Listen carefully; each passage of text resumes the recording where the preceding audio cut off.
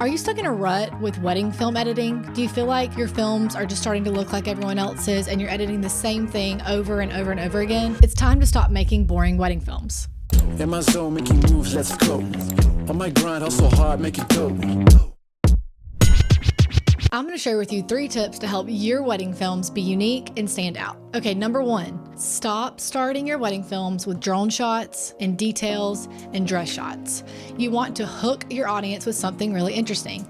The first film that I think of when I say that is Kara and Seth. I remember the guys were getting ready in their own little room and Nick walked in to shoot all the guys getting dressed, and he walked into them playing the guitar and all singing.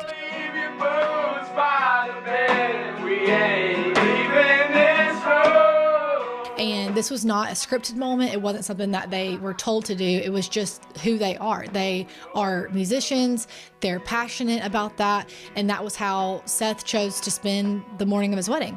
And so Nick set aside his timeline and immediately started to film them all singing.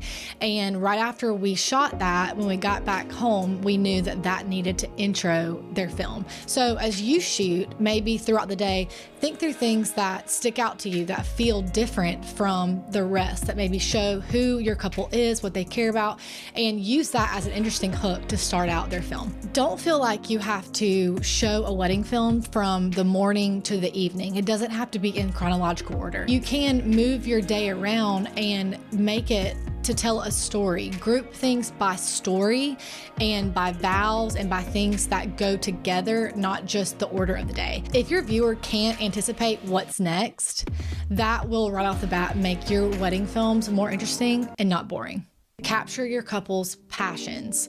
When I say this, I immediately think of Lisa and Chaz. We went to France with them actually and did a full family trip. They got married later in life, and one of their passions is just really maximizing their life now and the time that they have together now. So they really want to go on adventures and trips and spend time with their kids. So they knew that they wanted their film to be more of a family trip film.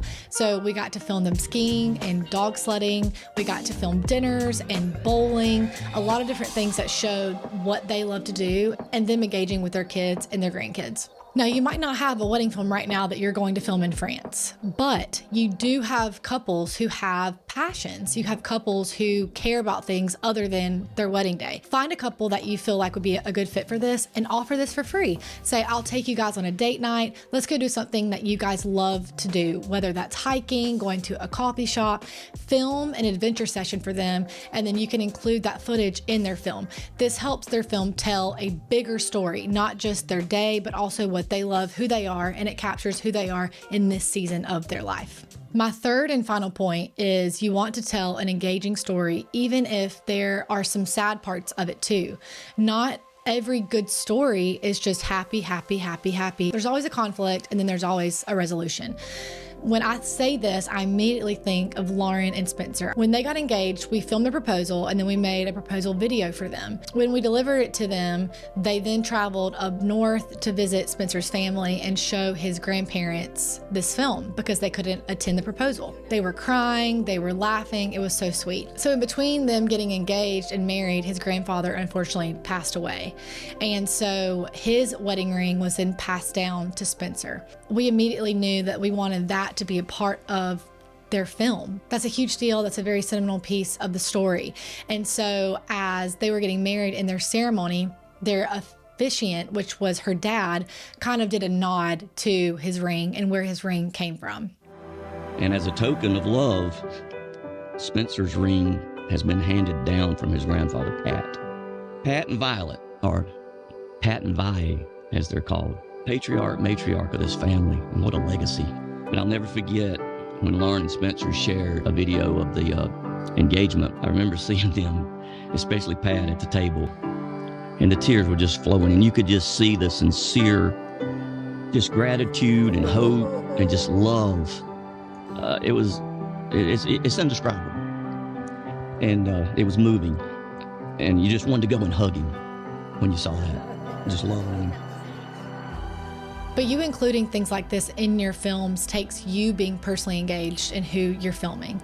So you have to kind of build that trust and that relationship to be able to know, is this appropriate to include in a film or is it not? But when you do build that trust and you do get to include things like that, it really does set your films apart. And bonus tip, don't get so caught up in gear. You don't need all the most expensive gear, the best gear. Your films are going to be so much more engaging if you focus on the edit and the storytelling. So to wrap things up, number one, don't feel like you have to stick to the chronological order of a wedding day. If something interesting happens, show that first. Number two, film your couple's personality and passions. Film them doing something that they love and include that in their wedding film to tell a bigger story. And finally, number three, get to know your couples well. Find a deeper story to tell. This will make your films so much more impactful. I hope these tips are helpful in making your films more interesting and not boring.